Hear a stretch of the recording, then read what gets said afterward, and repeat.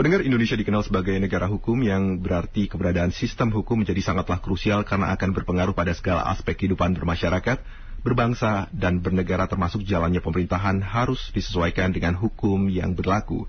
Menteri Koordinasi Bidang Politik Hukum dan HAM, Mahfud MD menjelaskan bahwa menurut filsafat sosiologi dan ilmu politik hukum, hukum adalah pelayan masyarakat di mana hukum itu berlaku. Artinya di mana ada masyarakat, di sanalah ada hukum yang sesuai dengan ideologi, pandangan dan kesadaran hukum di masyarakat sehingga harus memuat isi yang sesuai dengan kehidupan saat ini. Dengan kata lain, jika masyarakat berubah maka hukum juga harus berubah agar sesuai dengan kebutuhan dan kesadaran hukum masyarakat yang dilayaninya. Pernyataan Mahfud MD tentunya didukung dalam aturan peralihan pasal 2 Undang-Undang Dasar 1945 yang berbunyi bahwa semua lembaga dan peraturan kolonial yang masih berlaku maka tetap berlaku sepanjang belum dibentuk yang baru.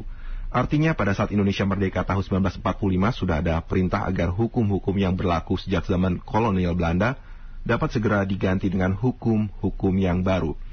Sementara itu, Wakil Menteri Hukum dan Hak Asasi Manusia, Edward Omar Syarif mengatakan bahwa RKUHP merupakan upaya pemerintah untuk menyusun suatu sistem rekodifikasi hukum pidana nasional yang bertujuan untuk mencapai keadilan bagi seluruh masyarakat Indonesia. Selain rekodifikasi yang mencakup konsolidasi serta sinkronisasi peraturan hukum pidana, RKUHP juga diarahkan sebagai upaya harmonisasi dengan mengembangkan hukum pidana yang bersifat universal. Upaya harmonisasi ini berorientasi pada perbuatan yang memperhatikan aspek perbuatan, pelaku dan korban kejahatan. Adanya RKUHP ini diharapkan dapat menghasilkan hukum pidana nasional yang mengedepankan paradigma modern dan paradigma keadilan. Paradigma modern yang dimaksud adalah tidak ada lagi hukum pidana yang berdasarkan keadilan retributif, melainkan berorientasi pada keadilan korektif, restoratif, dan rehabilitatif. Demi mencapai keadilan yang merata bagi semua elemen masyarakat, pasalnya paradigma hukum yang berorientasi pada keadilan retributif tentunya akan sangat sulit diterapkan apabila dipaksakan di zaman modern.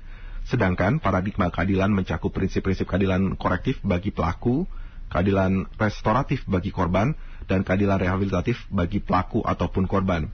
Dengan kata lain, RKUHP tidak hanya menghukum pelaku tetapi juga berupaya memperbaiki. Begitu pula dengan korban, mereka akan direhabilitasi dengan pakar yang ahli di bidangnya agar dapat pulih secara optimal.